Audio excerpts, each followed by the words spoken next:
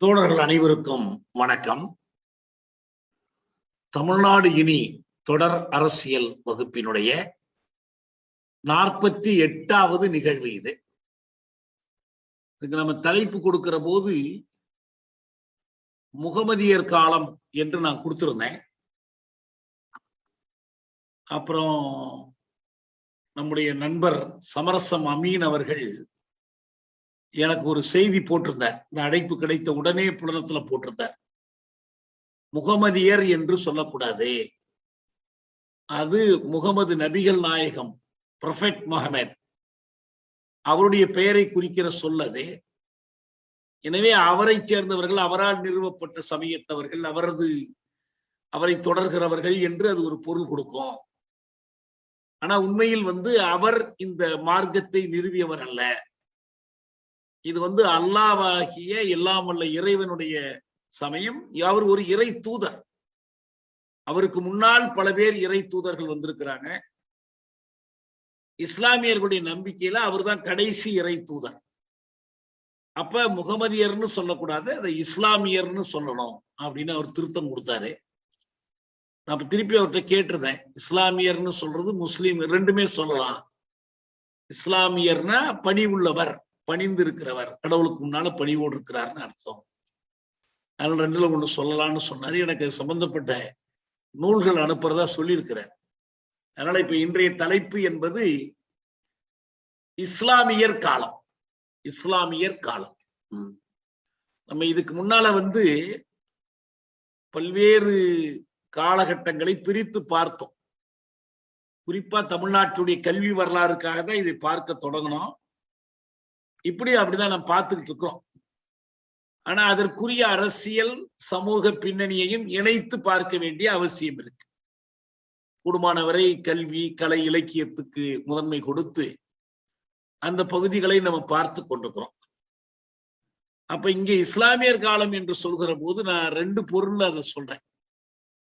ஒன்று, தமிழ்நாட்டினுடைய கலை, பண்பாடு, கல்வி ஆகியவற்றில் இஸ்லாமியர்கள் வகித்திருக்கிற பங்கு. இரண்டாவது, இஸ்லாமிய மன்னர்கள், இஸ்லாமியர்கள் ஆட்சி புரிகிற போது இந்த துறைகளில் ஏற்பட்ட மாற்றங்கள், முன்னேற்றங்கள். நம்ம ஏற்கனவே இந்த பிரித்தானியர் ஆட்சி பற்றி பேசுகிற போது ஒன்று தெளிவுபடுத்திக்கிட்டே வந்தோம். என்னன்னா, பிரித்தானிய அரசு என்ன செய்தது கல்விக்காக மற்றவற்றுக்காகங்கிறது ஒரு பக்கம்.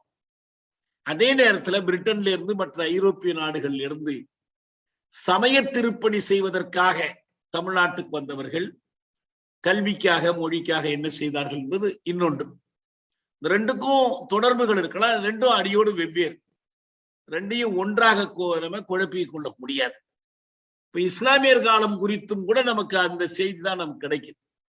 இஸ்லாமிய ஆட்சி என்ன செய்தது, இஸ்லாமியருடைய ஆட்சிங்கிறதும், அதே நேரத்துல இஸ்லாமிய அறிஞர்கள், இஸ்லாமிய புலவர்கள் என்ன செஞ்சாங்கிறதும். இப்ப இதை பார்க்கறதுக்கு முன்னால ஒரு ரெண்டு செய்திகள் உங்களோட நான் பகிர்ந்து கொள்ளலாம்னு விரும்புறேன். இஸ்லாம் என்பது என்னங்கிற இந்த விவாதத்தினுடைய பின்னணியில இந்த இந்து என்ற சொல் தொடர்பாக இப்போ ஒரு விவாதம் நடந்துகிட்டு இருக்கு. நம்ம எச் ராஜா ஒரு பேட்டியில இந்துவும் தமிழும் ஒன்று அப்படின்னு சொல்ல போய் அதை பற்றி நான் உங்களை பெரும்பாலானவர்களுக்கு அந்த என்னுடைய பேட்டி வலையொலி அனுப்பி இருக்கிறேன். இல்லைன்னா நீங்க போய் பார்க்கலாம். அவங்க மெய்யறிவா ஏதோ ஒரு இதுல போட்டிருக்காங்க.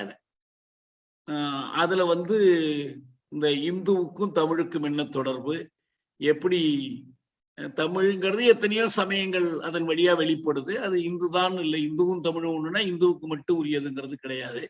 இன்னொரு செய்தி நம்ம முக்கியமா சொல்லி இருக்கிறது என்ன, அவர் சான்றா எடுத்து காட்டி இருக்கக்கூடிய திருஞான சம்பந்தருடைய திருமுறையில் இந்து என்ற சொல்லே இல்லை. திருமுறையில இல்லை, தேவாரத்துல இல்லை, திருவாசகத்துல இல்லை, திருப்பதிகங்கள் எதிலுமே இல்லை. பார்க்க போனா அந்த பக்தி இலக்கிய காலத்தில் வெளிவந்த எந்த தமிழ் இலக்கியத்திலும் அந்த சொல்லே இல்லை. அது 13ஆம் நூற்றாண்டில் தான் முதலாக அந்த சொல் புழக்கத்திற்கு வருது. அது ஒரு நிலப்பகுதியின் பெயராகவும் நிலப்பகுதியில் வாழக்கூடிய மக்களின் பெயராக வருது. இதெல்லாம் நான் சொல்லியிருக்கேன். இப்ப நம்ம வகுப்பு நேரத்தில் அதுக்குள்ள விரிவா போக வேண்டாம். நீங்க இந்த கடைசியில வினா கேட்கிற நேரத்தில் அதை பற்றி கேட்கிறதுனால கேட்கலாம். இது இரண்டாவது செய்தி. மூன்றாவதாக ஒரு விவாதம் ஒன்று எழுந்ததுனால அதையும் நான் உங்களுக்கு சொல்றேன். ஏன்னா ஏற்கனவே நாம் இடஒதுக்கீடு பற்றி ஒரு விரிவாக இந்த வகுப்பில் நம்ம பேசியிருக்கோம். மண்டல் குழு பரிந்துரை, இந்திரா சாணி தீர்ப்பு. இந்திரா சாணி வழக்குல நம்முடைய அவர் உச்ச நீதிமன்ற நீதியராக இருந்த ரத்னவேல் பாண்டியன் வழங்கிய தீர்ப்பு. இந்த மாதிரி பல செய்திகளை நம்ம இங்க விரிவா பேசியிருக்கோம். இப்ப அதை ஒட்டி இப்ப நம்ம மராத்தா தீர்ப்பு பற்றியும் நம்ம ஏற்கனவே விரிவா பேசும். மராத்தா தீர்ப்பினுடைய பல்வேறு கூறுகள், இந்த பசையெடுக்கு என்று சொல்லப்படுகிற அந்த கிரீமி லேயர் அவங்கள பற்றிய பிரச்சனை, அப்புறம் பொருளாதார அடிப்படையிலான இடஒதுக்கீடு என்ற பிரச்சனை, இது எல்லாத்த பத்தியும் பேசியிருக்கோம். இப்ப அண்மையில் ஒரு நீட்டு தொடர்பான ஒரு பேட்டியின் போது நம்முடைய அந்த சாணக்கியான்னு ஒரு சாணக்கின மாதிரி ஒரு சிண்டு போட்டு ஒரு ஆளை வச்சு ஒரு அடையாளத்தோட ஒரு டிவி நடத்துறாரு. அது நம்முடைய ரெங்கராஜ் பாண்டே தான் அதை நடத்துறாரு. அதில் அவர் நீட்டு தொடர்பா நம்முடைய டாக்டர் ரவீந்திரநாத், சமூக சமத்துவத்துக்கான டாக்டர்கள் சங்கத்தினுடைய தலைவர், அவரிடம் ஒரு நேர்காணல் எடுத்தார். அவர் அந்த சங்கத்தினுடைய தலைவர் மட்டுமல்ல, இந்த ஏ.கே. ராஜன் தலைமையில் அமைக்கப்பட்ட குழுவில் அவரும் ஒரு உறுப்பினர். அவர்கிட்ட பேட்டி எடுத்தார். அந்த பேட்டி எடுக்கும் போது, ஒரு பேட்டி எடுக்கிற முறை நமக்கு தெரிஞ்சது தானே, எப்படி எடுப்பாருன்னு. ஒரு கேள்வி ஒண்ணு கேட்டார். இந்த EWS, எக்கனாமிக்கலி வீக்கர் செக்ஷன்ஸ், அத அவர் தமிழ்ல சொல்லும் போது பொருளாதாரத்தில் பின்தங்கிய பிரிவினர் அப்படின்னு சொன்னார். பின்தங்கிய வகுப்புகள்னு சொன்னார். நம்ம வகுப்புல நான் ஏற்கனவே விளக்கமா சொன்னேன். ஏன் எக்கனாமிக்கலி பேக்வேர்டுன்னு சொல்லாம ஏன் எக்கனாமிக்கலி வீக்கர் செக்ஷன்ஸ் ஏன் சொல்றான்? ஏன்னா பேக்வேர்டு தானே. ஏன்னா அரசமைப்பு சட்டத்தின்படி SEBC, socially and educationally backward communities classes, அதுதான் SEBCன்னு அதான் அர்த்தம். Social and economically backward classes. அவங்களுக்கு தான் இடஒதுக்கீட்டுக்கு சட்டம் வழிவகை செய்திருக்கிறது. அது வேற மாதிரி செய்ய முடியாது. அப்ப இந்த பேக்வேர்டுங்கிற வார்த்தையை போட்ட போது, எக்கனாமிக்கலி பேக்வேர்டுன்னு போட்ட போது, நரசிம்மராவ் கொண்டு வந்த அந்த புதிய ஆணையை உச்ச நீதிமன்றம் அப்பயே நீக்கிடுச்சு. இந்திரா சாணி கேஸ்லயே அது முடிஞ்சு போச்சு. அப்பெல்லாம் கொடுக்க முடியாதுன்னு சொல்லிட்டாங்க. அப்படி கொடுக்கணும்னு சொல்லி VP சிங் கூட ஒரு கருத்து சொன்னாரு. அப்படி ஏழை பார்ப்பனர்களுக்கும் ஏதாவது உதவி செய்ய வேண்டும் என்று CPMல இருந்து பொலிட் பியூரோல இருந்து அறிக்கை கொடுத்தாங்க. கட்டுரையெல்லாம் போட்டாங்க. நம்ம அதை பத்தி எல்லாம் பேசியிருக்கோம். இங்க வகுப்புல நம்ம அதை பத்தி விரிவா பேசியிருக்கோம். ஆனா உச்ச நீதிமன்றம் அதை தடுத்துடுச்சு. அதனால இப்ப என்ன பண்ணாங்கன்னா, அதே நோக்கத்தை நிறைவேற்றி கொள்ளுவதற்கு அந்த வீக்கர்ங்கிற வார்த்தையை எடுத்துட்டு, பேக்வேர்டுங்கிற வார்த்தையை எடுத்துட்டு வீக்கர்னு போட்டாங்க. கிளாஸஸ்னு போடாம செக்ஷன்ஸ், எக்கனாமிக்கலி வீக்கர் செக்ஷன்ஸ் போட்டது மட்டுமில்ல, எந்த தடையும் இல்லாம உடனே செயல்படுத்த ஆரம்பிச்சுட்டாங்க. இப்ப நடைமுறையில் அது இருக்கு. கோர்ட்ல வழக்கு இருக்கு. ஆனா நீதிமன்றம் இப்ப மண்டல் குழுவெல்லாம் நிறுத்தி வச்சாங்க, ஸ்டே கொடுத்தாங்க. இதுல ஸ்டே எல்லாம் கொடுக்கல, அவங்க பாட்டுக்கு நடத்திட்டு இருக்கிறாங்க. மராத்தா கேஸ்ல ஸ்டே, எல்லாத்துலயும் ஸ்டே. ஆனா இதுல ஸ்டே கிடையாது. இடைக்கால தடை கூட கொடுக்காம நடத்திட்டு இருக்கிறாங்க. அவர் என்ன சொன்னார்னா, இந்த பொருளியலில் பின்தங்கிய பிரிவினருக்குன்னு சொல்லும் போது அவர் ரவீந்திரநாத் சொன்னாரு, ஆமா அந்த முன்னேறிய ஜாதிகளுக்கான இடஒதுக்கீடு தானே அப்படின்னாரு. அதெல்லாம் கிடையாது, முன்னேறிய ஜாதி எல்லாம் கிடையாது. அனைவருக்கும், எந்த ஜாதியா இருந்தாலும் சரி, பொருளாதாரத்துல பின்தங்கி இருந்தாங்கன்னா அவங்களுக்கு இந்த இடஒதுக்கீடு அனுபவிக்க முடியும் அப்படின்னு அழுத்தம் திருத்தமா சொன்னார். இப்ப ரெண்டாவது அடுத்த சப்ஜெக்டுக்கு மாறி போயிட்டாங்க. அவர் இதுக்கு ஒன்னும் விடை சொல்லாம விட்டுட்டார். அல்ல சொல்ற வாய்ப்பு கிடைக்கலன்னு வச்சுப்போம். நான் மறுநாள் அவருக்கு தொலைபேசி பண்ணி பேசினேன். என்கிட்ட நல்லா பேசுவார் அவரு. அதனால ரொம்ப நாளாச்சு தொடர்பு கொண்டேன். எப்படி இருக்கீங்க என்னன்னு கேட்டுட்டு, இந்த மாதிரி நேற்று சொன்னீங்க அப்படின்னு அழுத்தம் திருத்தமா சொன்னேன். நான் நல்லா அந்த ஜீவெல்லாம் படிச்சுட்டு தான் பேசுறேன். அந்த அமெண்ட்மெண்ட் 103 திருத்தம், அரசமைப்பு சட்ட திருத்தம் எல்லாம் படிச்சுங்க. எனக்கு எந்த சந்தேகமும் இல்லை. ஒரு எஸ்சியா இருக்கிற ஒருத்தர் எஸ்சிங்கிற அந்த வாய்ப்பை பயன்படுத்தி கொள்ளாமல் இதை பயன்படுத்திக்கலாம். அவருக்கு அந்த சொத்து அதுக்குள்ள இருந்தா போதும். சொத்து வரம்பு, அந்த வீடு, அது என்னென்ன சொல்றானோ, ஆண்டுக்கு எவ்வளவு வருமானம், அந்த விஷயத்துல குறைவா இருந்துருச்சுன்னா அவர் இதை பயன்படுத்திக்கலாம். பிசியா இருந்தாலும் பயன்படுத்திக்கலாம் அப்படின்னு சொன்னார். இல்லைங்க அப்படி கிடையாதுன்னு. இல்லைன்னா நீங்க நல்லா படிங்க. நான் சொன்னேன், சரி நான் அனுப்புறேன், நீங்க படிச்சுட்டு எனக்கு பதில் சொல்லுங்க அப்படின்னு இதை பற்றி வந்த ஒரு கட்டுரையை நான் அவருக்கு அனுப்பியிருந்தேன். அப்புறம் அனுப்பிச்ச பிறகு அவராகவே ட்விட்டர்ல போய் நான் கவனப்பிசகாக இப்படி ஒரு கருத்து கொண்டிருந்தேன், அது தவறு என்று தெரிந்து கொண்டேன்னு இப்ப போட்டார். அந்த விஷயம் இப்ப கிளியர் ஆயிடுச்சு. ஏன்னா அண்ணாமலையும் இதே மாதிரிதான் முதல்ல பேசி நம்ம மறுத்தோம். இப்ப அவர் அளவுல அது கிளியர் ஆயிடுச்சு. இன்னைக்கு இன்னொரு ஆர்டர் கூட அனுப்பியிருந்தேன், அரசு உத்தரவு ஒண்ணு, அதுலயே தெளிவா சொல்லியிருக்கிறாங்க. இந்த மாதிரி வேறு இடஒதுக்கீட்டு குழுக்கள் அல்லாத எஸ்சி, பிசி, எம்பிசி எல்லாம் இருக்கக்கூடாது. இல்லைன்னா மட்டும்தான் அவர்களுக்கு இந்த இடபிள்யூஎஸ். அதுல அவங்களுக்கு மொத்தத்துல 10% அவங்களுக்கு கொடுக்கணும். இதை தவிர திறந்த போட்டியில அவங்களும் வரலாம், மற்றவங்களும் வரலாம். ஆனா இது இடபிள்யூஎஸ்ல வேற யாரும் வர முடியாது. அந்த இடஒதுக்கீட்டு பலன் பெறாத வகுப்புகள் மட்டும்தான். அதை பெரும்பாலும் இப்ப தமிழ்நாட்டுல பார்ப்பனர்கள் வரலாம், இன்னும் ஒரு சிலர் சேரலாம். வடநாட்டில் இன்னும் கொஞ்சம் பேர் கூடுதலா இருக்கலாம். மற்றபடி மற்றவங்களுக்கு அந்த இடஒதுக்கீட்டுனால பலன் இல்லை. இப்ப உச்ச நீதிமன்றம் நியாயமான ஒரு நடவடிக்கை எடுக்கிறதா இருந்தா செல்லாதுன்னு தான் அறிவிக்கும். ஏன்னா இதுக்கு எந்த அடிப்படையும் இல்லை, அரசமைப்பு சட்ட அடிப்படையும் இல்லை, எந்த நியாயமும் இல்லை. அதுக்கான ஒரு சர்வே அல்லது ஒரு டேட்டா திரட்டுறது, ஒரு சென்சஸ் எடுத்து பார்த்து இவங்க எல்லாம் பலன் பெறல இதுல அப்படின்னு சொல்றதுக்கான ஆதாரம்லாம் எதுவுமே இல்லை. முழுக்க முழுக்க பார்ப்பனர்களுக்கும் உயர் சாதியினருக்கும் ஒரு பகுதி இடங்களே அவங்க தொகைக்கு மேல, அவங்க எண்ணிக்கைக்கு மேல. ஏன்னா அவங்க வச்சிருக்கிற வருமான வரம்பு என்பது அவ்வளவு விரிவானது, பெரிய வரம்பு. அதுக்கு எல்லாரும் அதுக்குள்ள வந்துருவாங்க. அவங்களுக்கு ஒதுக்கி கொடுக்கறதா இது. அது ஒரு செய்தி. நம்ம ஏற்கனவே பேசிய செய்தியுடைய தொடர்ச்சியாக இப்ப நாம் இன்றைய தலைப்புக்கு வரலாம்.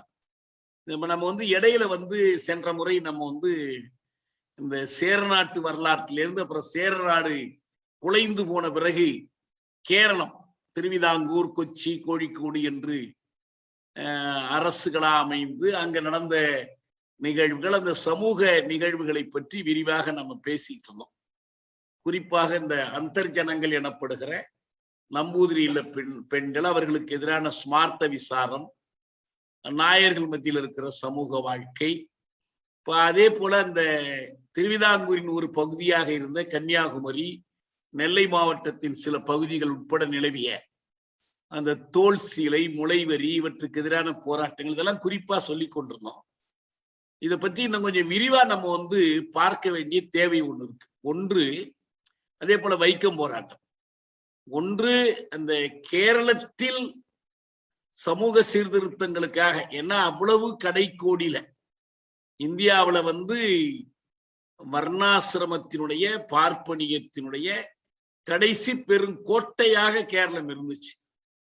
அப்படிப்பட்ட ஒன்றை நம்பூதிரிகள் உருவாக்கி வைத்த அந்த கொடிய சமூக அமைப்பு, பெண்களையும் அடிமைப்படுத்தி எல்லா மனிதர்களையும், பிற்பட்ட தாழ்த்தப்பட்ட மக்களையும் அடிமைப்படுத்தி அதை பாதுகாப்பதற்கு அவங்க ஏற்படுத்தி வைத்திருந்த அந்த விசித்திரமான சம்பந்தம் என்கிற அந்த உறவு முறை, அவங்களுடைய திருமண வழிமுறைகள், இதோட நம்ம அந்த கேரள தேசியமாக அது ஏன் வளரலைங்கிறத பத்தி நான் பேச விரும்பினேன். அது நமக்கு இன்னும் எனக்கு அந்த புத்தகங்கள் போதிய அளவு கிடைக்கல. அதே போல கேரளாவில் இருந்து விடுதலை பெறுவதற்காக நாஞ்சில் நாட்டு மக்கள் மார்ஷல் நேசமணி தலைமையில் நடத்திய அந்த போராட்டம், குமரி விடுதலை போராட்டம் என்கிற அந்த போராட்டம் தமிழ் தேசிய வரலாற்றில் அதுக்கு ஒரு மிக முக்கியமான பங்கு உண்டு. நமக்கு எப்படி 65ஆம் ஆண்டில் இந்தி திணிப்புக்கு எதிரான போராட்டமும், அல்லது பிரித்தானியர் ஆட்சி காலத்தில் 38இல் நடந்த முதல் மொழி போராட்டம் போலவே இன்னொரு முக்கியமான போராட்டம். ஏன்னா ஒரு மொழி வாழ வேண்டும் என்றால் அதுக்கு நிலம் வேண்டும், அதுக்கு ஒரு எல்லை வேண்டும். நம்ம தமிழ் தேசிய விடுதலை கொள்கை அறிக்கையில சொல்லியிருக்கோம், மொழியை உயிராகவும் நிலத்தை உடலாகவும் கொண்டு இயங்குகிற தேசம் என்று சொல்லியிருக்கோம். அப்ப நிலம், நில எல்லைகளுக்காக நடந்த போராட்டம் என்பது முக்கியமான ஒன்று. நம்ம 2012 நினைக்கிறேன், ஈரோட்டில் இதற்காக ஒரு மாநாடு நடத்தணும். அப்ப நான் ஒரு புத்தகம் எழுதினேன், இழந்த மண் மீட்க எழுக தமிழகம் என்று சொல்லி எழுதினேன். அது இப்ப எனக்கு தேடி பார்க்கற கிடைக்கல. கிடைச்சா எல்லாருக்கும் அனுப்பி படிக்க சொல்லிடலாம், எளிதா முடிஞ்சிடும். நெடுமாறன் ஐயா எழுதின ஒரு புத்தகம், நல்ல புத்தகம் இருக்கு, தமிழன் இழந்த மண்ணுன்னு சொல்லி. இன்னும் பல புத்தகங்கள் வந்திருக்கு. இந்த மாநாட்டுக்காக நான் எழுதிய ஒரு பாடல் ஒண்ணு இருக்கு, எழுக எழுக தமிழகம். அது நிறைய யூடியூப்ல எல்லாம் போட்டிருக்கிறோம்.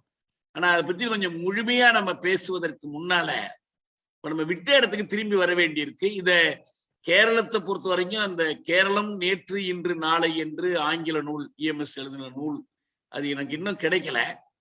அப்புறம் இந்த மலையாளத்தில் அவர் எழுதிய கேரளம் மலையாளிகளுடைய மாத்திருபூமிங்கிற நூல், இது ரெண்டும் கிடைத்தால்தான் அதை நம்ம முழுமையா விரிவா பேச முடியும்னு நான் நினைக்கிறேன். அதோட நம்ம இந்த நூல்கள் தாராளமா கிடைக்குது. இந்த குமரி விடுதலை போராட்டம் இப்ப கையில எழுதிய தவிர அந்த இஎம்எஸ் நூல்கள் கிடைக்க மாட்டேன். முயற்சி பண்ணிக்கிட்டு இருப்போம். அது வந்த பிறகு நாம் அந்த தலைப்புக்கு திரும்பி செல்வோம். நம்ம கடைசியா எதிலிருந்து அங்க போனோம்னா, விஜயநகர பேரரசை பற்றி நம்ம பேசுகிற போது, விஜயநகர பேரரசு தமிழகம் முழுவதையும் அடக்கி ஆண்ட ஒரு பேரரசர். இதுக்கு முன்னால சோழர்கள், பாண்டியர்கள், சேரர்கள், பல்லவர்கள் இவங்களுடைய காலம் எல்லாம் முழு தமிழ்நாட்டையும் அவங்களால உட்படுத்த முடியல. ஒவ்வொரு பகுதி விலகி நின்றுச்சு. களப்பிரர் காலத்தை தவிர பாண்டிய நாடு என்பது தொடர்ந்து இயங்கிட்டு இருந்துச்சு. மதுரையை இழந்த போது கூட நெல்லையில போய் தலைநகரம் அமைத்து ஆட்சி நடத்திட்டு இருந்தாங்க. தென்காசியில போய் தலைநகரம் நடத்தி ஆட்சி நடத்திட்டு இருந்தாங்க. அதே போல சோழர்கள் அந்த பிற்கால சோழர்களாக ஆட்சி அதிகாரம் எல்லாம் முடிவடைகிற வரைக்கும் அவங்க ஒரு பெரும்பகுதி ஆண்டார்களை தவிர அப்ப அதிலிருந்து விடுபட்ட பகுதிகள் தொடர்ந்து இருந்துச்சு. ஆனா சேர, சோழ, பாண்டிய, பல்லவ நாடுகள் எல்லாவற்றையும் ஒடுக்கிவிட்டு மேலெழுந்த ஒரு பேரரசாக இருந்தது விஜயநகர பேரரசு தான். அது அந்த பேரரசினுடைய ஒரு முக்கியத்துவம். இது நம்ம அதை பத்தி நம்ம ஏற்கனவே விஜயநகர பேரரசினுடைய முக்கியத்துவத்தை பத்தி பேசியிருக்கிறோம். அந்த அரசினுடைய அந்த ஒரு அரசுக்குன்னு ஒரு தத்துவம் தேவைப்பட்டுச்சு. அந்த தத்துவமாக இருந்தது என்பது எப்படி அந்த சிருங்கேரி மடத்தினுடைய தத்துவம், அந்த சங்கராச்சாரியார் முன்வைத்த ஆதிசங்கருடைய தொடர்ச்சியாக வந்த அந்த தத்துவம் ஆக முழுக்க முழுக்க வர்ண தத்துவத்தை நிலைநாட்டுவதாக இருந்துச்சு. கடந்த காலத்தில் முஸ்லிம்களோடு போர் புரிந்து, பீஜப்பூர் சுல்தான்களோடு போர் புரிந்துதான் விஜயநகர சாம்ராஜ்யத்தை அவங்க நிறுவினார்கள். அதுதான் விஜயநகர சாம்ராஜ்யத்தினுடைய முதல் கட்டம். அப்போ ஒரு கேள்வி எழுப்பப்பட்டுச்சு, சோழ நாடு, பாண்டிய நாடெல்லாம் அடக்கிட்டாங்க, சேர்நாடு என்னாச்சு அப்படின்னு. அப்பதான் நம்ம இந்த சேர்நாட்டு வரலாற்றுக்குள்ள போனோம். இப்ப என்ன நமக்கு தெரிஞ்சுன்னா, இந்த விஜயநகர சாம்ராஜ்யம் நிறுவப்படுகிற காலத்திலேயே சேர்நாடு என்பது இல்லாம போயிடுச்சு. அது கலைந்து சிறு சிறு அரசுகளாக போய் பல்வேறு சிற்றரசர்கள் தங்களுடைய ஆதிக்கத்தில் வைத்துக் கொண்டு ஒரு 50-55 நாடுகளா உடைந்து போய் கிடந்துச்சு. அதுக்கு பிறகு அது மீண்டு வருகிற போதுதான் நம்பூதிரிகளுடைய ஆதிக்கம் எழுந்து அது ஒன்றுபட்ட ஒரு கேரளமாக, ஒரு வர்ண தர்மத்தினுடைய களமாக அது உருவாடுச்சுங்கிறத பத்தி தான் பார்த்துக்கிட்டு போனோம். இப்ப நம்ம என்ன பண்றோம்னா, இந்த விஜயநகர சாம்ராஜ்யம் அதுல கூட நம்ம எது வரைக்கும் பார்த்தோம்னா, அதனுடைய முதல் கட்டம் தலைக்கோட்டை போருங்கிறது ரொம்ப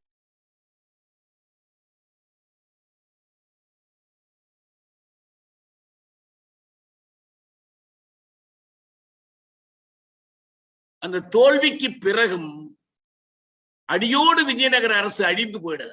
அவங்க அந்த நகரத்தை விட்டு வெளியேறிடுறாங்க. அவங்க போய் ஒரு சிறு அளவிலான ஒரு அரசை நடத்தி கொண்டுதான் தொடர்ந்து நீடிக்கிறாங்க. அதிலிருந்து அவர்கள் மீண்டு எழுந்து வருகிற போது தஞ்சாவூர், மதுரை இந்த பகுதிகளை எல்லாம் கைப்பற்றுகிறார்கள். அவங்களுடைய 2வது கட்டம் தொடங்கும். அதுதான் மதுரை நாயக்கர்கள்னு சொல்றது. அந்த விஜயநகர நாயக்கர்களுடைய தொடர்ச்சி அது.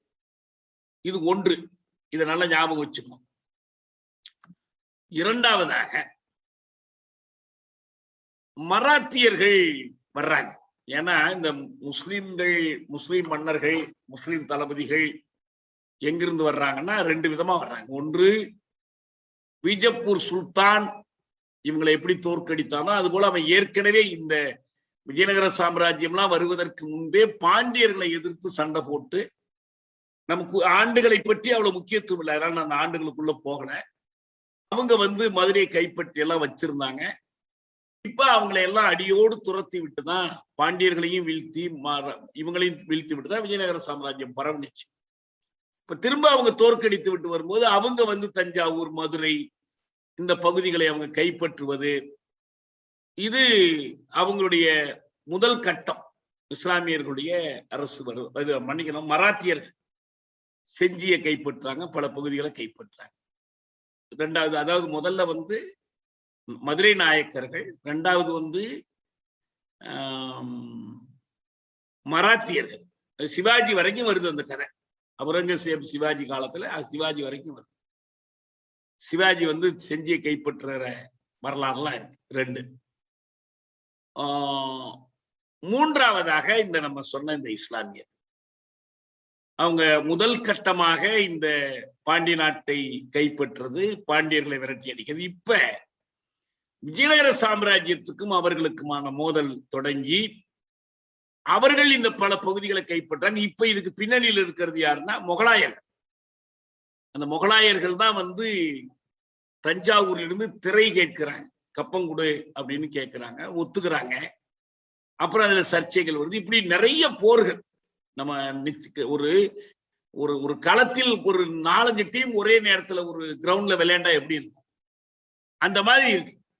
இப்ப இதுக்குள்ள பகைமைகள், துரோகங்கள் காட்டி கொடுக்கறது எல்லாம் நடக்குது. நம்ம ஒரு வகை பிரிச்சு ஒரு டேபிள் போறதுல ரொம்ப கஷ்டம். அவ்வளவுக்கு மாறி மாறி வருது. காலங்களும் குறுக்கிடுகின்றன, இடம் களங்களும் குறுக்கிடுகின்றன, மாறி மாறி வருது. இருந்தாலும் நம்ம இதுக்குள்ளிருந்து இந்த ஒவ்வொரு பகுதி, ஒவ்வொரு மன்னராட்சி காலத்தையும், ஒவ்வொரு அரச வம்சத்தினுடைய ஆட்சி காலத்தையும், அந்த காலத்தில் நடைபெற்ற சமூக மாற்றங்கள், கல்வித்துறையில் என்ன ஏற்பட்டுச்சு, இதெல்லாம் ரொம்ப செய்திகள் மிக குறைவா இருக்கு. பெரும்பாலும் இந்த போர்களை பற்றிய வர்ணனைகள் தான் இதுல இருக்குதே தவிர, இந்த வரலாற்று நூல்கள்ல சமூக அமைப்பு பற்றி, கல்வி பற்றி எல்லாம் அதிகமா இல்லை. ஒன்னே ஒண்ணுதான் இதுல வித்தியாசமா இருக்கிறது, நிறைய இலக்கிய வரலாறுகள் வெளிவந்திருக்கு. இந்த இலக்கிய வரலாற்றிலிருந்து நிறைய நம்ம செய்திகள் தெரிஞ்சுக்கலாம். இப்ப பல பேர் இலக்கிய வரலாறுகள் எழுதியிருக்கிறாங்க, தமிழ்ல நிறைய எழுதியிருக்கிறாங்க. ரொம்ப குறிப்பிடத்தக்க ஒரு தமிழ் இலக்கிய வரலாறு தான் நான் இப்ப படிச்சுட்டு இருக்கிறேன். அதிலிருந்துதான் இன்றைய செய்திகளை நான் எடுத்துக்கொள்றேன். இதுலயும் மீண்டும் என்ன சிக்கல் வருதுன்னா, இந்த இலக்கிய வரலாறுகளுக்கு இடையிலே ஆண்டுகளை குறிப்பிடுவதில் முரண்பாடுகள் வருது. இது எந்த காலத்தை சேர்ந்தது என்று சொல்வதில் சின்ன சின்ன வேறுபாடுகள். சின்னனா என்ன அர்த்தம்? இப்ப நம்ம 1 ஆண்டு 2 ஆண்டுன்னா அப்ப எல்லாம் 100 ஆண்டு வித்தியாசம், 50 ஆண்டு 100 ஆண்டு வேறுபாடு வரும். ஆனா நமக்கு அது முக்கியம் இல்லை. அவங்க சொல்ல போற சான்று முனைவர் சி பாலசுப்ரமணியன் என்கிறவரு எழுதின தமிழ் இலக்கிய வரலாறு. நான் ஏன் இந்த புத்தகத்தை தேர்ந்தெடுக்கிறேன்னா, மு வரதராசனார் அதற்கு அணிந்துரை எழுதியிருக்கிறார். ரொம்ப அழகா எழுதப்பட்ட ஒரு நூல் இது. முதல் பதிப்பு 1959 வெளிவந்திருக்கு. பல பதிப்புகள் கண்ட ஒரு நூல். 27ஆம் பதிப்பு 1998 அப்பைய நூலாசிரியர் இருந்து அதுல எழுதியிருக்கிறார். அதுல ஒவ்வொரு பதிப்புக்கும் திருத்தங்கள் செஞ்சிருக்கிறார். அதனால இருக்கிறதுல கொஞ்சம் நம்பகமான ஒரு நூலா இருக்கு.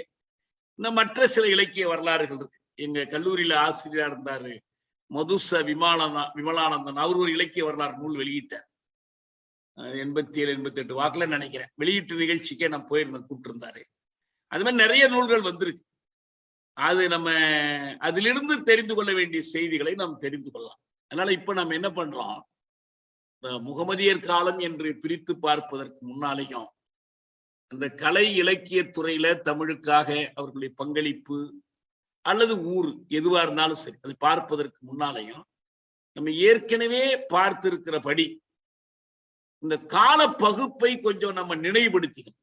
ஏன்னா ரொம்ப நாள் விட்டு விட்டு நம்ம பார்க்கறதுனால நம்ம ஏற்கனவே கல்வி வரலாறு தொடங்குகிற போது ஒரு கால பகுப்பு கொடுத்தோம். ஏற்கனவே நம்முடைய பேராசிரியர் அரசு தொகுத்திருக்கிற ஒரு நூல்ல இருந்து நான் எடுத்து கொடுத்தேன்.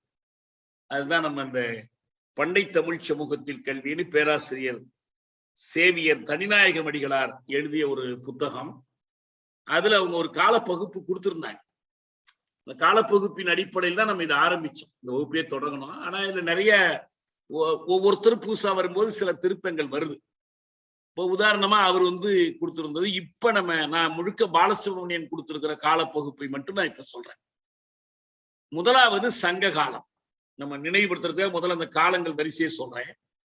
இரண்டாவது சங்கம் அறிவிய காலம், மூன்றாவது பல்லவர் காலம், 4 சோழர் காலம், 5 நாயக்கர் காலம். இதான் இவர் கொடுத்திருக்கிற பகுப்பு.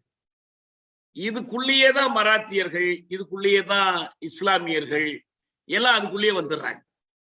அதே போல நம்ம ஏற்கனவே நம்ம சொன்னோம், பல்லவர் காலம்னு சொன்னா பல்லவர்கள் ஆட்சி நடத்துகிற அதே நேரத்தில் சோழர்கள் அவங்களுக்கு கீழே சிற்றரசர்களா இருக்காங்க. ஆனா பாண்டியர்கள் சேரர்கள் தனி ஆட்சி நடத்தி கொண்டிருக்கிறாங்க.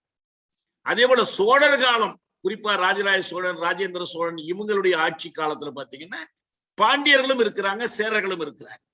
ஆனா அவங்க சிறு அளவில் இருக்கிறாங்க, இவங்க மிகப்பெரிய அளவில் இருக்கிறாங்க. முழுமையா நாட்டை பிடித்து ஆண்டது என்பது நாயக்கர்கள் தான். அப்ப அதனால வேண்டி இந்த 5 வகையா இவர் பிரிச்சிருக்கிறாரே, அந்த காலங்களுக்குரிய சில முக்கியமான நினைவுகளை மட்டும் நம்ம வச்சுக்கணும். சங்க காலத்தை பற்றி நம்ம என்ன சொன்னோம்னா, இவர் சொல்றபடி பொது ஊழிக்கு முன், அதாவது கிமுன்னு சொல்றோம்ல, கிறித்துவுக்கு முன், அது கிறித்து வேண்டாங்கிறதுக்காக தான் பொது ஊழின்னு சொல்றோம். பொது ஊழிக்கு முன் 500ல தொடங்குதுங்கிறார் சங்க காலம். இப்ப நம்ம பார்த்த போது 300 சொன்னோம். ஏன்னா தொல்காப்பியம் என்பது அப்படி 2300 ஆண்டுகள் பழமையானதுங்கிற அர்த்தத்துல, இவர் சொல்றபடி பார்த்தா 2500 ஆண்டுகள். அது தொடங்கி பொது ஊழி 100, அதாவது கிபி 100, கிமு 500 தொடக்கம் கிபி 100, இந்த 600 ஆண்டுகளும் சங்க காலம் என்று இவர் கருதுறாரு. சங்க காலத்தில் என்னன்னா, சேர சோழ பாண்டியர்கள் சிற்றரசர்கள் இருந்தாங்க. இந்த சேர சோழ பாண்டியர்கள்ல முக்கியமான சில பெயர்களை நம்ம ஏற்கனவே பார்த்திருக்கோம். சேரர்களுக்குள் செங்குட்டுவன், பாண்டியர்களுக்குள் நெடுஞ்செழியன், ஆரியப்படை கடந்த நெடுஞ்செழியன், தலையாலங்கானத்து செருவென்ற பாண்டிய நெடுஞ்செழியன். சோழர்களில் அதே போல கரிகால சோழன், முதல் கரிகாலன், 2ஆம் கரிகாலன். இவங்கள் அல்லாமல் கடையெழு வள்ளல்களை பற்றி பார்த்தோம். பேகன், பாரி, ஓரி, காரி, ஆய், நல்லி, அதியமான். இவங்க மலைப்பகுதிகளில் ஆட்சி புரிந்து கொண்டிருந்தவர்கள். இப்ப பாரி எல்லாம் எப்படி மூவேந்தர்களுமே சேர்ந்து அழித்தார்கள் என்பதெல்லாம் பார்க்கிறோம். இந்த இவங்களெல்லாம் எதிர்த்து போரிட்டார்கள். அதியமான் அதே போலதான் கரிகாலர் அழித்தான்.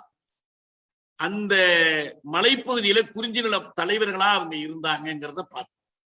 நீங்க ஏலகிரி மலை போயிருக்கீங்களான்னு எனக்கு தெரியல. ஏலகிரிக்கு போனீங்கன்னா அந்த போகிற வழியில் மலைச்சாலை வளைந்து வளைந்து போகுது பாருங்க. அந்த ஒவ்வொரு வளைவு முனையிலையும் இந்த கடையெழு வள்ளல்களுடைய பெயரை பொறித்து வைத்திருக்கிறாங்க. நான் போயிருக்கும்போது பார்த்தேன். நல்ல நினைவு வைத்துக் கொள்வதற்கான ஒன்று. ஒரு வளைவு பாரி, இன்னொன்னு ஓரி, இன்னொன்னு காரி, இன்னொன்னு ஆய், இன்னொன்று அதியமான் என்று ஒவ்வொன்றுக்கும் அப்படி பேர் கொடுத்திருக்கிறாங்க. ஏலகிரி போயிருந்தீங்கன்னா தெரியும். ஒரு வரலாற்றை நினைவுபடுத்துகிற ஒரு அழகான வழி அது. அது ஒரு மலை மேல வச்சிருக்கிறது ரொம்ப அழகு. மலை பாதையில இது செஞ்சிருக்கிறாங்க. யாரோட யோசனைன்னு தெரியல. அது இவங்க எல்லோரும் சங்க காலத்தை சேர்ந்தவங்க. இப்ப சங்ககால புலவர்களை பற்றி நம்ம ஏற்கனவே நிறைய பார்த்துட்டோம். இலக்கியங்களை பற்றியும் பார்த்துட்டோம்.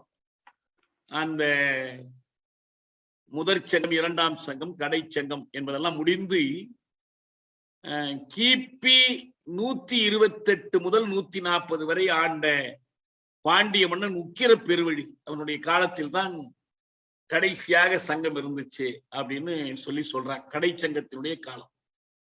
இதுக்கு பிறகுதான் சங்கம் அறிவிய காலம் 2வது பகுதி வரும். அது நம்ம எல்லா வரலாற்று ஆசிரியர்களுமே அதை இருண்ட காலம்ங்கிறாங்க. அதுல ஒரு கருத்து என்ன இருக்குதுன்னா, நம்ம ஐயா நம்ம பொற்கோ சொன்னாங்க. என்னன்னா, அது ஏன் இருண்ட காலம்னு சொல்றாங்கன்னா, அவர்கள் சமண மதத்தையும் அடுத்து பௌத்தத்தையும் வளர்த்தாங்க. அதனால வேண்டி வேதிய மதத்தை சேர்ந்தவர்கள் பார்ப்பனர்கள் அந்த வரலாற்றை மறைக்கிறதுக்கு தான் அதுல எதுவுமே அடையாளம் சான்று இல்லாம அதை இருண்ட காலம்னு சொல்றாங்க. நான் வேறு சிலர் அந்த கருத்தை சொல்லியிருக்கிறேன். வேறு சில வரலாற்று ஆசிரியர்கள் அது இருண்ட காலம் என்று சொல்றாங்க. ஏதோ இங்கொன்றும் அங்கொன்றுமாக வேறு இலக்கியங்கள்ல இருந்து அந்த காலத்தை பற்றி சான்றுகள் கிடைத்திருக்கிறது தவிர, இப்ப சோழ மன்னர்களை பற்றி, பாண்டிய மன்னர்களை பற்றி, சேர மன்னர்களை பற்றி நம்ம பேசக்கூடிய மாதிரி சான்றுகள் எதுவும் கிடைக்கல. அப்படி ஓடிய ஆண்டுகள் 400 ஆண்டுகள், 300 முதல் 400 ஆண்டுகள் களப்பிரர் காலமாக இருந்துச்சு. அந்த காலத்தில் அவர்கள் பிரகிருத மொழியையும் பாலி மொழிக்கும் ஊக்கம் கொடுத்தாங்க.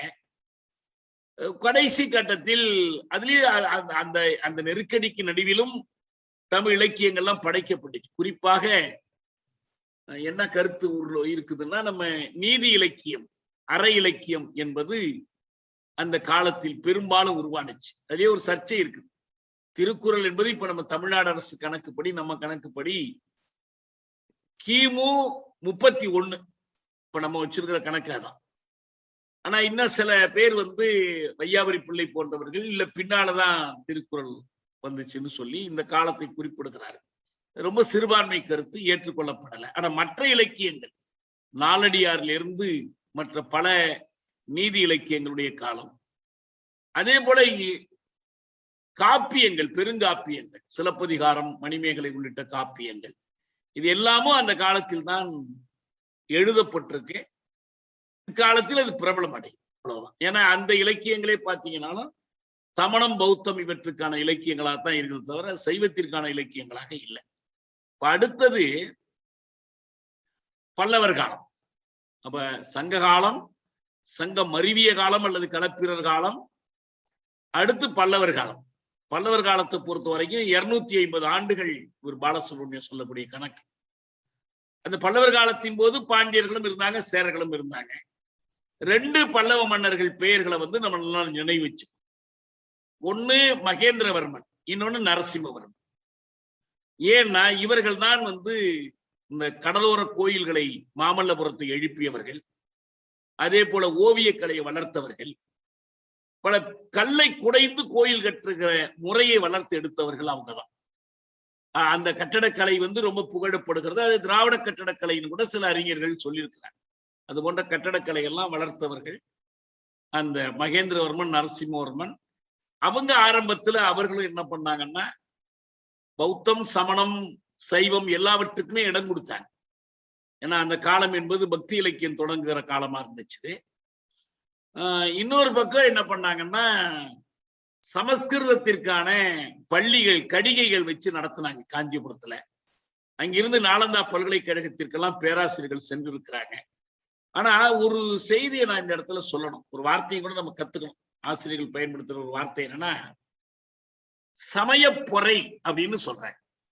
பொறைனா தெரியுமா? பொறைனா அப்ப நமக்கு பிறை தெரியும், இது பொறை. வள்ளுவர் சொல்றாரு இல்லையா, பொறையுடைமைன்னு சொல்றாரு. இதுல இருந்தா பொறுத்து கொள்ளுதல்ங்கிற சொல் வருது. பொறுக்கிற பண்புக்கு பேரு பொறைன்னு பேர்.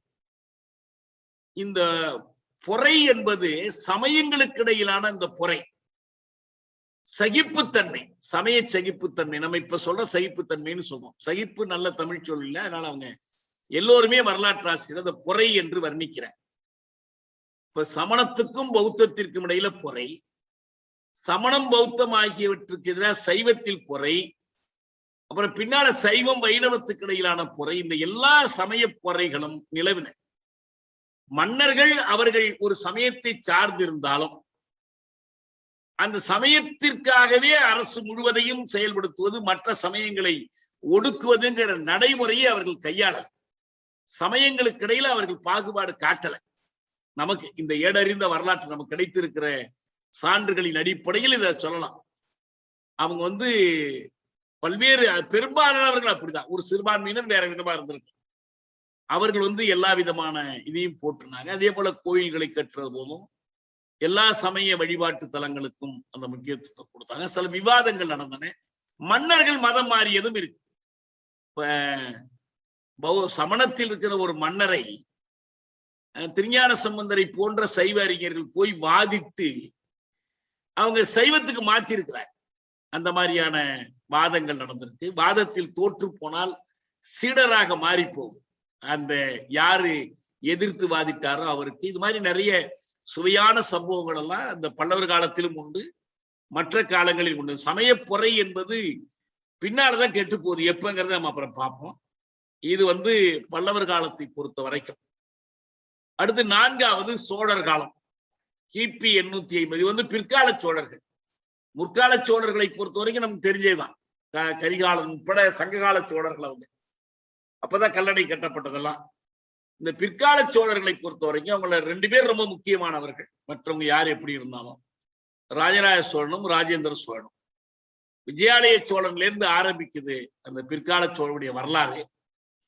அப்புறம் இவங்க 2 பேர் மறைந்த பிறகு 2ஆம் ராஜேந்திரன் இந்த மாதிரி மற்றவர்கள் அடுத்தடுத்து வர்றாங்க. மொத்தத்தில் இந்த சோழர் காலம் என்பது கிபி 850 தொடங்கி 1350 முடியுது. அதாவது 500 ஆண்டு காலம் நீண்ட ஒரு பேரரசு இது.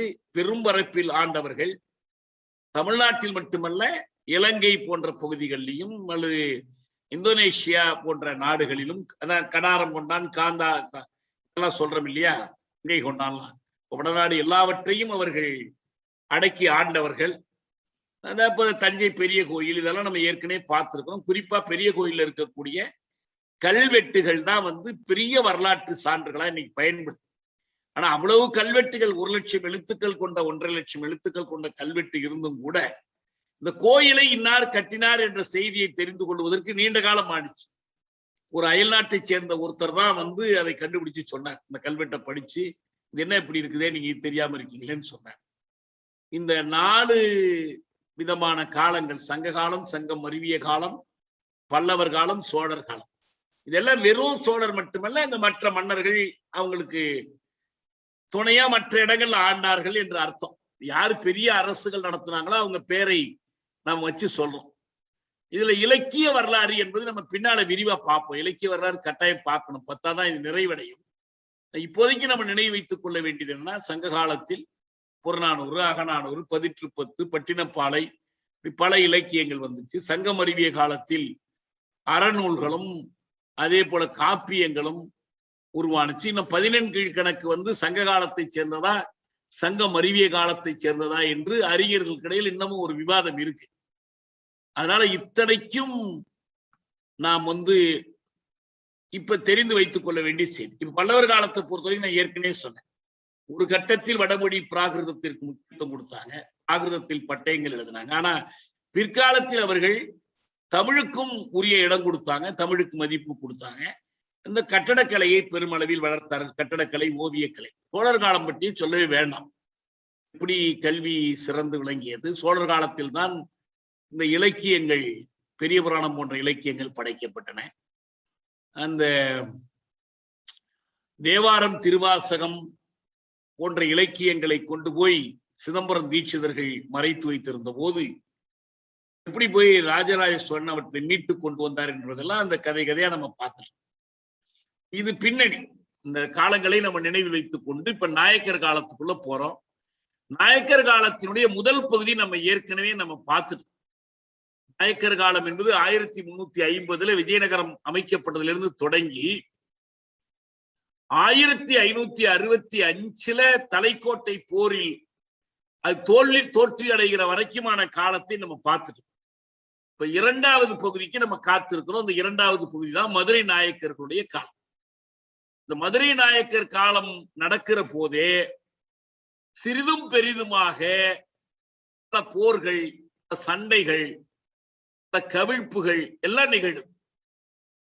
இப்ப என்ன நீங்க ஞாபகம் வச்சுக்கணும்னா, இந்த போட்டி களத்துல முதன்மையா இருக்கிறவங்க மதுரை நாயக்கர்கள். அதற்கு அடுத்து மராட்டியர்கள், 3வது இஸ்லாமியர்கள், இந்த மன்னர்கள், 4வதாக வெள்ளையர்கள். ஏன்னா வெள்ளையர்கள் வர ஆரம்பிச்சுட்டாங்க. 1498 வாஸ்கோடகாமா வர்றார். வாஸ்கோடகாமா வந்ததிலிருந்து ஐரோப்பியர்களுடைய காலனி ஆதிக்கத்திற்கான முயற்சிகள் ஆரம்பமாயிடுச்சு. அவங்க முதல்ல வணிகத்திற்காகத்தான் வர்றதா சொல்றாங்க. வணிகத்தை, வணிக பொருட்களை, வணிக செல்வத்தை, வணிகர்களை பாதுகாப்பதற்காக கோட்டைகள் அமைத்துக் கொள்றாங்க. அதுக்கு அனுமதி வாங்குறாங்க. அங்கங்க இருக்கிற அரசுகள்கிட்ட அனுமதி வாங்குறாங்க. வேடிக்கையா சொல்லுவாங்க, தோல் காய போட இடம் கேட்டான், கடைசியா ஊரையே புடிச்சுக்கிட்டான். அப்புறம் என்ன பண்ணாங்கன்னா, இவங்களுக்குள்ள நடக்கிற சண்டைகள்ல அவங்க ஒரு தரப்புக்கு ஆள் உதவி பண்றது, படை உதவி பண்றது, ஆயுத உதவி பண்றது, இப்படியே அவங்களுடைய தளத்தை அவங்க விரிவுபடுத்தி கொண்டே போறாங்க. நாயக்கர்கள் சில நேரம் எதிர்த்து போராடுவாங்க, சில நேரம் விட்டு கொடுப்பாங்க. இப்ப நாயக்கர்களுக்கு கீழே வரி வசூலிச்சு கொடுக்கக்கூடிய பாளையப்பட்டுகள் இருந்துச்சு. கட்டபொம்மன், மருதுபாண்டியர்கள், வேலுநாச்சியார், இப்படி பல பேர் இருந்தாங்க. இப்ப இவங்களோட மோதல் வரும். அதே போலதான் 1690, அதாவது 17ஆம் நூற்றாண்டுடைய கடைசி பகுதியில முகலாயர்கள் தஞ்சாவூரில் வந்து கப்பம் கேட்கிறாங்க. எங்களுக்கு நீங்க வந்து கப்பம் கட்ட திரை செலுத்தினாதான் அவங்களை விடுவோம் என்று ஒரு திரை செலுத்த ஆரம்பிக்கிறாங்க. திரை செலுத்தவில்லை என்றால் அங்கிருந்து படை அனுப்பி சண்டைக்கு போவாங்க. அவங்களுடைய மேலாதிக்கத்தை மதிக்கலன்னா இது அவங்க ஒரு பக்கம். மராத்தியர்கள் இந்த கூத்துலதான் என்ன பண்றாங்கன்னா, இஸ்லாமியர்களை, நாயக்கர்களை எல்லாம் தோற்கடித்து அப்பப்ப கூட்டணி மாறிக்கிட்டே இருக்கும், நம்ம ஊர் தேர்தல் மாதிரி. அவங்க படைபலத்தை கொண்டு வந்து தஞ்சாவூரை பிடித்து ஆட்சி செலுத்த தொடங்குறாங்க. நீங்க தஞ்சாவூருடைய வரலாறு, மதுரையினுடைய வரலாறு, செஞ்சியினுடைய வரலாறு, இந்த 3 வரலாறுகளையும் நாம் ஆராய்ந்தால் இந்த பல்வேறு கோணங்கள், பல்வேறு மோதல்கள், பல்வேறு சமன்பாடுகள் முட்டி மோதுகிற காட்சியை நம்ம பார்க்கலாம். இதை வந்து நம்ம கொஞ்சம் அந்த பெயர்கள் சிலவற்றையும் அவங்க ஆட்சி காலத்தில் நடந்தே நினைவு வைத்துக் கொள்வோம். சில செய்திகளை மட்டும் இப்ப நான் என்ன சொல்லணும்னா, இந்த மதுரை நாயக்கர் ஆட்சி காலம் தான் இதுல முதன்மையானது. இதுக்குள்ளதான் மற்றதெல்லாம் குறுக்க வந்து போகுது. அவங்களுடைய ஆட்சி காலம் 1559 1736 வரைக்கும். ஏன்னா இப்ப வந்து நமக்கு எல்லாமே பதியப்பட்ட வரலாறு ஆயிடும். நீங்க ஒரு உத்தேசமாவே சொல்ல வேண்டியது, எல்லாம் துல்லியமா ஆண்டுகள் சொல்ல முடியும். மொத்த ஆண்டுகள் அவங்களுடைய ஆட்சி 177 ஆண்டுகள். மதுரை நாயக்கர்களுடைய ஆட்சி காலம். எல்லாத்திலையும் முதன்மையானவர் நம்ம அடிக்கடி கேள்விப்படுற பெயரு திருமலை நாயக்கர். அந்த 177 ஆண்டுகள் விஸ்வநாத நாயக்கர் தொடங்கி கடைசியில ஒரு பெண்ணு மீனாட்சி அம்மாள் முடிய அவங்க ஆட்சியோடு அது முடிஞ்சு போகுது. இப்படி தொடர்ச்சியா அவர்கள் ஆட்சி நடத்தி கொண்டிருக்கும் போதே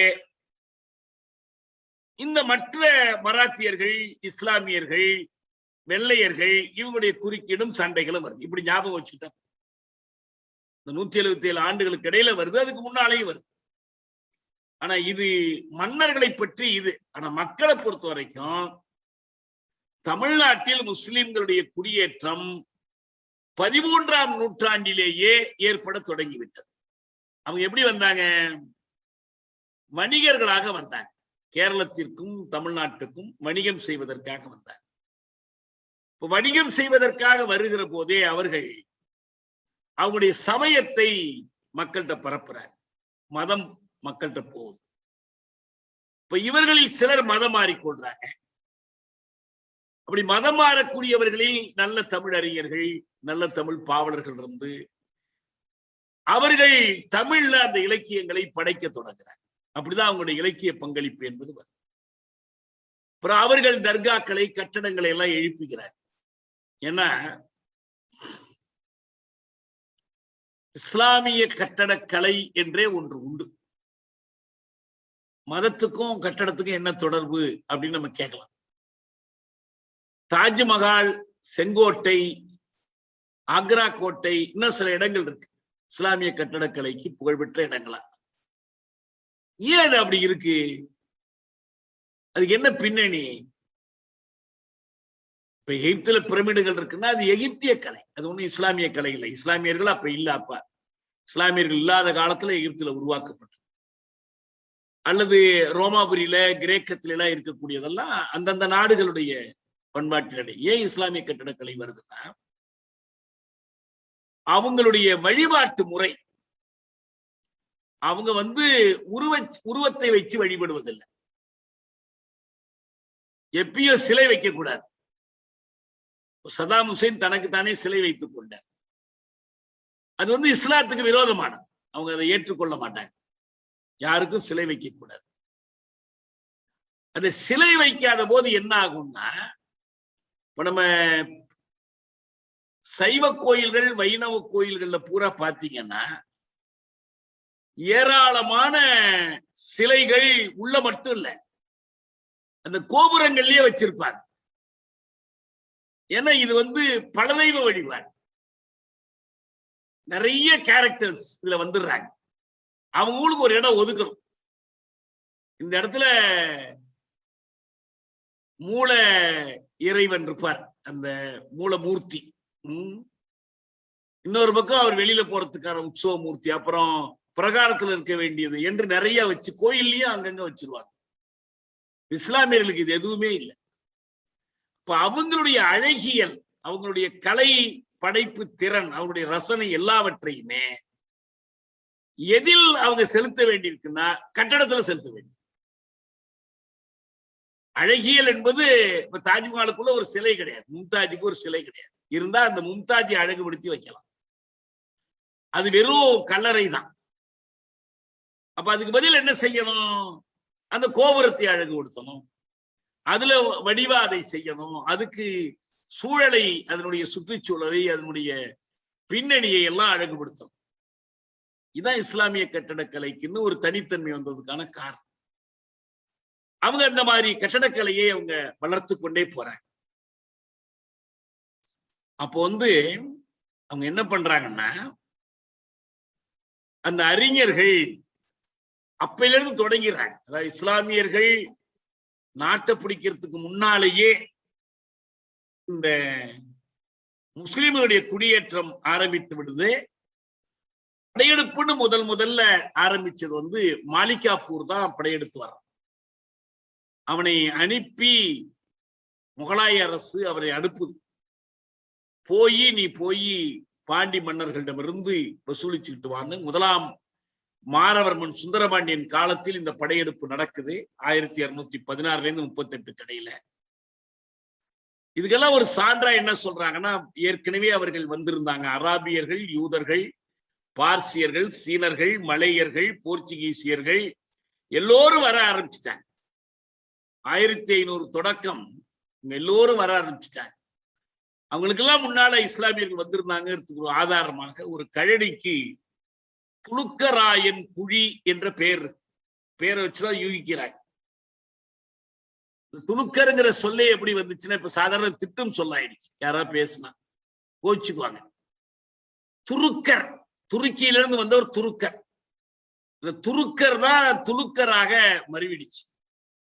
ஏன்னா பாரதியார் பாட்டிலேயே இருக்கும், அவங்க துருக்கர் என்ற சொல்லை கவிதையிலே பயன்படுத்துறாங்க. துருக்கர் தான் துலுக்கரா மாறி போச்சு.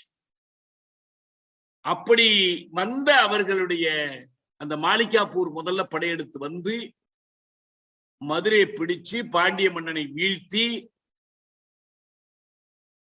அவங்ககிட்ட இருந்து திரை வசூல் பண்ணுவதற்கான உறுதியை பெற்றுக்கொண்டு இங்க ஒரு சில முஸ்லீம்கள் மன்னர்கள், சிற்றரசர்கள்ட்ட அவங்க ஒப்படைச்சிட்டு போயிடறாங்க. தளபதிகள்கிட்ட நாட்டை ஒப்படைச்சிட்டு போயிடறான்.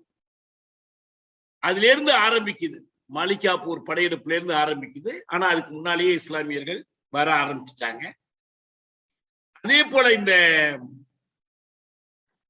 கோல்கொண்டா சேனைகள் அவங்க என்ன பண்றாங்க, செஞ்சிகை முற்றுகையிடுறாங்க. அப்ப திருமலை நாயக்கர் என்ன பண்றாருன்னா, பிஜப்பூர் சுல்தானுடன் ஒப்பந்தம் செய்து கொண்டு 17,000 குதிரை வீரர்களை கொண்ட ஒரு படை, 20,000 30,000 காலாட்களை கொண்ட ஒரு படையுடன் செஞ்சி நாயக்கரை மீட்பதற்காக இவர் போறார். அவங்ககிட்ட இருந்து மீட்கிறதுக்கு போறார். அப்ப தஞ்சாவூரில் விஜயராகவ நாயக்கன் கோல்கொண்டா சுல்தான் படைகளை கொண்டு மாறி மாறி சேர்றாங்க. அந்த செய்தி நமக்கு அது ரொம்ப முக்கியம் இல்லை. அப்படி பிடிக்கிறது, அப்புறம் அவங்களுக்கு துரோகம் பண்றது, படை உதவி பண்றது, அப்புறம் ஏமாத்துறது, அப்புறம் இவங்களே ஆட்சியை பிடிச்சு கொடுக்காம கையில வச்சுக்கிறது, இந்த மாதிரி நடக்குது. செஞ்சி கோட்டையை பத்தி நேற்று தான் நான் ஒரு படம் பார்த்தேன். மலையில் ரொம்ப பிரமாதமா இருக்கு அந்த கோட்டை அமைப்பு மற்றதெல்லாம், எப்படி பாதுகாப்பா வச்சிருந்தாங்கிறதெல்லாம். இந்த கூத்தில் மராட்டிய மன்னர்கள் தலையிடுறாங்க. அதுல சிவாஜியே வந்துடுறான். ஏன்னா இப்ப அவுரங்கசீப் காலம்னா சிவாஜியின் காலம் தானே. அவுரங்கசீப் தான் முதல்ல படை அனுப்புறான், சிவாஜி தலையிடும். அப்படி தலையிட்டு நடந்த இதுல 1694 முகலாயர்களுக்கு டில்லிக்கு திரை செலுத்துவது என்று தஞ்சாவூர் ஒப்புக்கொண்டு அது தொடரும். இது ஒரு பக்கம். இன்னொரு பக்கம் இன்னொரு கூட்டம் வர்றாங்க. நமக்கு நல்லா இப்பயும் தெரிஞ்சிருக்கிற ஒரு பேர் வந்து ஆற்காடு நவாபுகள். ஆற்காடு நவாபுகள் என்ன பண்றாங்க? அவர்கள் முதல்ல வந்து அவங்களுக்கு பேரே வந்து பாண்டிய சுல்தான், அந்த இஸ்லாமிய ஆட்சியாளர்களுக்கு பாண்டிய சுல்தான்கள்னு பேர் இருக்கு. அப்புறம் அவங்க மதுரை சுல்தான்கள் ஆகுறாங்க. ஆற்காடு நவாபுகள் வந்த பிறகு இந்த பேரெல்லாம் விட்டுறாங்க. இதோட பாண்டியர் பேரு ஒளிஞ்சு போச்சு. நவாப் சுல்பிகர் அலி கான் என்று 1692 இருந்து அவர் தொடங்கி வரிசையா இந்த நவாபுகளுடைய ஆட்சி, அவங்களுடைய தலைநகரமாக பெரும்பாலும் ஆற்காடு இருந்துச்சு. அதனாலதான் அந்த பேர் ஆற்காடு நவாபுங்கிற பேர். அவங்க கன்னடத்திலிருந்து வந்தவங்க, கர்நாடகத்திலிருந்து வந்தவங்க. ஒரு கட்டத்திற்கு பிறகு அவங்க என்ன பண்றாங்க? இந்த வரி வசூல் அனுப்புறது, நிறைய ஆட்சி முறைகளை அவங்க அமுல்படுத்துறாங்க. அவங்களால ஒரு காரியம் என்ன நடந்துச்சுன்னா, தமிழில் நிறைய அயல்மொழி கலப்பு உருவானுச்சு. இப்போ அண்மையில இப்ப நம்ம சென்னை தமிழ்னு சொல்றோமே, சென்னை தமிழ் என்பது இந்த ஆற்காடு நவாபுகள் காலத்தில் தான் உருவானுச்சு. அதில் வந்து ஒன்று உருது நிறைய கலந்திருக்கு, இரண்டாவதாக தெலுங்கு கலந்திருக்குது, பாரசீகம் நிறைய கலந்திருக்கு. இப்ப நம்ம கூட நான் அந்த பேட்டியில சொல்லியிருப்பேன், இந்துங்கிற சொல்லே ஒரு பாரசீக சொல் தான், அதுல இருந்தா வந்துச்சு. அப்புறம் அது அராபிய சொல்லாகி அல்ஹிந்தாகி, அப்புறம் மேற்கு நாட்டவர்கள் வெள்ளையர்கள் அதை வந்து ஹிந்து ஆக்கிட்டாங்க. அது ஒரு பக்கம் தனிக்கதை. எனக்கு ஒரு அனுபவம் என்னன்னா, நான் படிக்கிற காலத்துல இந்த வேலூர் பக்கத்துல வெட்டுவானம்னு ஒரு கிராமம் இருக்கு.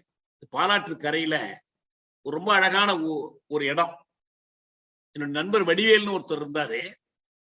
அந்த வாழை தோப்புகளுக்கு நடுவில் அவருடைய வீடு இருக்கும். அதாவது வீடு பள்ளத்திற்குள் இருக்கும், இந்த தோப்புகள் மேல இருக்கும். நீங்க மாடியில் நின்றால் கை நீட்டினா வாழையில கை வைக்கலாம், அந்த மாதிரி இருக்கும். ஒரு முறை கவிஞர் கண்ணதாசன் அங்க தங்கி இருந்துட்டு வந்து அதை பற்றி ஒரு கட்டுரையே எழுதினார் நவசக்தியில, அந்த வீட்டை பற்றி. நான் அது மாதிரி அந்த இடத்துக்கு போவேன். அப்ப ஒரு முறை நான் காலையில் அங்கு போய் இறங்கி, மாலையில் கூட்டம் பேசணும், நான் அங்க போனேன். அவர் வடிவேல் இருந்தாரு, அவங்க எல்லாம் இருந்தாங்க. நான் ஒரு 8 மணிக்கு போயிருந்தேன். போனதுக்கு பிறகு நான் பார்த்தேன், அவங்க எல்லாம் யாருமே எனக்கு காலையில உணவே சிற்றுண்டியே கொடுக்கல. மதியம் ஒரு 12 மணி ஆயிடுச்சுது, பசியா இருக்குது. அப்புறம் நான் சொன்னேன், நான் குளிச்சுட்டு வரேன். என்ன குளிச்சுட்டு வர்றீங்களா? இப்ப காலைல சாப்பிடலையான்னாங்க. இல்லையே, நீ இன்னும் கொடுக்கல. நான் சொன்னாங்க, நாங்க வந்து நாஸ்டா ஆச்சான்னு கேட்டோம். ஆச்சு அப்படின்னு சொல்லிட்டீங்க, அப்ப சாப்பிட்டு வந்துட்டீங்கன்னு நினைச்சேன். நான் நினைச்சிட்டேன் நாஸ்டா ஆச்சான்னா குளிச்சாச்சான்னு கேட்கிறாங்க, நான் நினைச்சுக்கிட்டு இருக்கிறேன். இந்த நாஸ்டாங்கிற சொல்லு, ஜீனி அஸ்கான்னு சொல்றது, இது எல்லாமே வந்து பாரசீகம் அல்லது உருது இப்படி கொண்டாந்து தமிழ்ல கலந்து. சென்னையில இப்பயும் வெள்ளச்சீனியை வந்து அஸ்கான்னு தான் சொல்லுவாங்க. காலை உணவு வந்து சிற்றுண்டியை வந்து நாஸ்டாம்பாங்க. இது மாதிரி நிறைய மொழி கலப்புகள். அது மட்டும் இல்ல, இப்ப நம்ம தமிழ்நாடு முழுவதிலும் தாசில்தார்ங்கிறமே, தாசில்தார் எப்படி வச்சு இப்பதான் நம்ம வட்டாட்சியர் எல்லாம் பேரு சொல்லிட்டு இருக்கோம். தாசில்தார்ங்கிற சொல்லு, கர்ணம்ங்கிற சொல்லு, இது எல்லாமே நவாபுகள் காலத்தில் வந்த கலப்பு தான். அதுல இருந்தா வந்துச்சு அந்த சொற்கள் எல்லாமே. அப்படி ஒரு ஆட்சி முறையை அவங்க கொடுத்தாங்க. ஒரு கட்டத்திற்கு பிறகு அவங்க முழுக்க முழுக்க கிழக்கிந்திய கம்பெனிக்கான முகவர்களா மாறிட்டாங்க. அவங்களால எதிர்த்து நிற்க முடியாதுன்னு தெரிஞ்சிச்சு. இப்ப மற்றவர்களை ஒடுக்குவதற்கு அவர்களுக்கு கிழக்கிந்திய கம்பெனி எல்லா உதவியும் செஞ்சிச்சு. அதனால முழுக்க முழுக்க அவர்களுக்கு வரி வசூல் கொடுக்கிற முகவர்களாக இந்த ஆற்காடு நவாபுகள் மாறிட்டாங்க. எதுவரைக்கும் நீடிக்கிறாங்கன்னா 1857 முதல் இந்திய விடுதலை போர் வரைக்கும் அவங்க நீடிக்கிறாங்க. கடைசியா அதுல ஒரு மன்னரா இருந்தவர் வந்து நவாப் குலாம் முகமது கவுஸ் கான்ங்கிறவர் 1855 வரைக்குமே நீடிக்கிறார். 57 அப்புறம் விக்டோரியாவோட அவங்க ஒப்பந்தம் பண்ணிக்கிறாங்க. நீங்களே வந்து வரியெல்லாம் நீங்க வாங்கிங்க, வசூலிச்சுங்க, எங்களுக்கு அரண்மனை, எங்களுக்கு வேண்டிய வசதிகள் செஞ்சு கொடுத்தா போதும்னு. இந்த நடைமுறையை சுதந்திர இந்தியாவும் தொடர்ந்துச்சு, இன்றும் தொடர்கிறது. இப்ப வந்து பாத்தீங்கன்னா நம்ம ராயப்பேட்டையில ஆற்காடு நவாபு மாளிகை ஒண்ணு இருக்கு. அந்த மாளிகையில இருக்கிறவருக்கு அரசு வந்து மானியம் கொடுக்குது, எல்லா வசதியும் செஞ்சு கொடுத்துருக்கு. அப்படிப்பட்ட இளவரசர் இப்ப இருக்கிறவருடைய பேரு வந்து நவாப் முகமது அப்துல் அலின்னு பேர். அது மட்டும் இல்ல, அவருக்கு நிறைய கௌரவங்கள் கொடுத்து வச்சிருக்கிறார். வெளிநாட்டில இருந்து ஒருத்தர் வர்றாரு கொள்றாருன்னா விமான நிலையத்துல போய் வரவேற்கும் போது அவருக்கு பேரு ஷெரீஃப்னு ஏதோ பேர் கொடுத்திருக்காரு. தொடர்ந்து நான் அடிக்கடி சொல்லுவேன், இந்த மழை வெள்ளம் வீடு இல்லாம மக்கள் தவிக்கும் போதெல்லாம் ஏன் அந்த ஆற்காடு நவாப் அரண்மனைக்குள்ள போய் குடி வைக்கலாமே, எதுக்கு பெரும்பாக்கம் கண்ணகி நகருக்கெல்லாம் எதுக்கு அனுப்பணும், அந்த இடத்த கைப்பற்ற வேண்டிதானே, அவர் என்ன தேச சேவையை ஆட்டிட்டு உட்கார்ந்து இருக்கிறார் அப்படின்னு இன்னைக்கும் அது நீடிக்குது. கிழக்கிந்திய கம்பெனியை போலதான் நம்ம வடக்கிந்திய கம்பெனியும் அவங்கள வைத்து சோறு போட்டு வசதி செஞ்சு கொடுத்து அந்த நீடிக்குது. நீங்க அதே போலதான் மராத்தியர் ஆட்சின்னு பாத்தீங்கன்னா இன்னைக்கும் வந்து தஞ்சாவூர் பெரிய கோயிலுக்கு அரங்காவலரா ஒரு மராத்திய இளவரசர் தான் வச்சிருக்கிறார், போன்ஸ்லேன்னு சொல்லி. இது வந்து முகமதியர் ஆட்சியை பொறுத்த வரைக்கும் இந்த ரெண்டு பகுதிகளா நம்ம புரிஞ்சுக்கிறோம். அந்த முகலாயர் தலையீடு வருவதற்கு முன்பு இருந்த சுல்தான்களுடைய ஆட்சி, கடைசியா பிற்காலத்துல முகலாயர் தலையீட்டின் பேர்ல நவாபுகளும் மற்றவர்களும் வந்து நடத்திய அந்த ஆட்சி. இது ஒரு பின்னணி. இதுக்கு இடையில வந்து இலக்கியத்துறையில் அவர்கள் என்ன செய்தார்கள் என்பதை மட்டும் நம்ம சுருக்கமா பார்த்துட்டோம்னா, இந்த இஸ்லாமியர் காலம் என்பது முடிந்து போகும். ஒரு புலவர் ஒருத்தர் இருந்தார், அவர் பேர் படிக்காசு புலவர்னு பேர். ஏன் பேர் வந்துச்சோ தெரியல. அவர் இஸ்லாமியர் கிடையாது. ஆனால் அவர் வந்து ராமநாதபுரம் சேதுபதியிடம் அவை புலவராக இருந்தார். அப்ப காயல்பட்டினத்துல சீதக்காதி இருந்தார், அவர் ஒரு பெரிய வள்ளல், அவர் இஸ்லாமியர். அவரை பற்றி நீங்கள் போய் சிறப்பித்து பாடுங்கள் என்று சேதுபதி அனுப்பி வைக்கிறார். அப்ப போய் அவருக்கு பாட்டு பாடுறார். ரொம்ப எளிமையான ஒரு தமிழ், எளிமையான இலக்கியம். தொட்டாலும் கைமணக்கும், சொன்னாலும் வாய்மணக்கும், தூய சேற்றில் நட்டாலும் தமிழ் பயிராய் விளைந்திடுமே, பாட்டில் ஒரு நளினந்தானேன்னு சொல்லி அவர் பாடுறார். அது ஒரு நீண்ட பாட்டு. அதே போல இஸ்லாமிய புலவர்கள் என்று பார்த்தால் எப்படி 14ஆம் நூற்றாண்டில் அவர்கள் வரத் தொடங்கினாங்களோ அப்போயிலிருந்து ஆரம்பிச்சிடுறாங்க. இப்படி வந்த புலவர்கள்ல சில பேர்கள் சர்க்கரை புலவர், செவ்வாது புலவர், பேர்கள்லாம் நல்ல தமிழ் பேர்களா இருக்கு. வண்ணக்களஞ்சிய புலவர், அடியார் புலவர், இப்படி பல புலவர்கள் வர்றாங்க. ரொம்ப குறிப்பிடத்தக்க பேரு, மறக்கக்கூடாத ஒரு பேர் வந்து உமறு புலவர். அதான் சீரா புராணம் எழுதியவர். சீரா புராணம் என்பது நபிகள் நாயகத்தினுடைய வரலாற்றையும் தொண்டையும் அவருடைய அறிவுரையும் விளக்கக்கூடிய ஒன்று. அது அவர் அவ்வளவு புகழ்பெற்ற ஒரு இலக்கியமா, அது மற்ற காப்பியங்களுக்கு, தமிழ்ல வந்திருக்கக்கூடிய காப்பியங்களுக்கு நிகரான ஒரு காப்பியமா போற்றப்படுகிறது. இன்னொருத்தர் குறிப்பிடத்தக்கவர் வந்து குணங்குடி மஸ்தான் சாஹிப். நம்ம இப்ப கூட நம்ம கூட எல்லாம் போராட்டத்துக்கு எல்லாம் வர்றாரு பாருங்க ஒருத்தர், குணங்குடி அனீஃபா. தடாவுல போய் ஒரு குற்றச்சாட்டுமே இல்லாம 11 ஆண்டு சிறை எழுதிட்டு விடுதலை பெற்று வந்தார் பாருங்க. இந்த குணங்குடி மஸ்தானுடைய வாரிசு தான், அவங்க வழி வந்தவர் தான் அவர். இவர் வந்து ஒரு வியாபாரியாகத்தான் வந்தார், வியாபாரம் தான் செய்து கொண்டிருந்தாரு. இங்கே சென்னையில ராயபுரத்தில் அவர் துறவியாக வாழ்ந்தார். அவர் நிறைய இலக்கியங்கள் படைச்சிருக்கார். அதே போல கல்வி களஞ்சிய புலவர்னு ஒருத்தர் இருந்தார், அவர் சின்ன சூரா புராணம் நிறைய இருக்கு. நான் மக்கள் தொலைக்காட்சியில சங்கப்பலகை நடத்தும் போது ஒரு முறை பர்வீன் சுல்தானாவை அழைத்து வந்து இந்த இஸ்லாம் வளர்த்த தமிழ்ங்கிற தலைப்புல ஒரு விரிவான நிகழ்ச்சி நடத்தினேன். அப்ப நிறைய சான்றுகளை எல்லாம் அவர்கள் கொடுத்தார்கள். இதை தவிர நமக்கு இந்த நான் சொன்ன இந்த புத்தகத்திலேயே பட்டியல்லையே இஸ்லாமியருக்குன்னு ஒரு இடமே கொடுக்கல. இஸ்லாமியர் கால கல்வி முறைன்னு எதுவுமே இல்லை. ஆனா நம்ம பேராசிரியர்கள் எல்லோருமே என்ன சொல்றாங்கன்னா, அந்த மதரசாக்கள் அவை பள்ளிக்கூடங்களாகவே விளங்கின. எப்படி சமண பள்ளிகள் பௌத்த பள்ளிகள் இருந்துச்சோ, இந்த மதரசாக்கள் பள்ளி கல்வி கொடுக்கும் இடங்களாக விளங்கின. கல்வி சமய கல்வி மட்டுமல்ல, உலகியல் கல்வியையும் சேர்த்து வழங்கக்கூடியவையாக இருந்தன. அந்த கல்விக்கு அவர்கள் ஆற்றிய ஒரு பணியாக அதை உதாரணமாக காட்டுறாங்க. அதுல சாதி பாகுபாடெல்லாம் இல்லை. இதை தவிர வந்து திண்ணை பள்ளிக்கூடங்கள் நாடெங்கும் தொடங்கப்பட்டது இஸ்லாமிய ஆட்சி காலத்தில் தான் என்று சொல்லப்படுது. எனக்கு நான் இதுவரை படித்த வரைக்கும் எனக்கு சரியான சான்றுகள் அதுக்கு கிடைக்கல.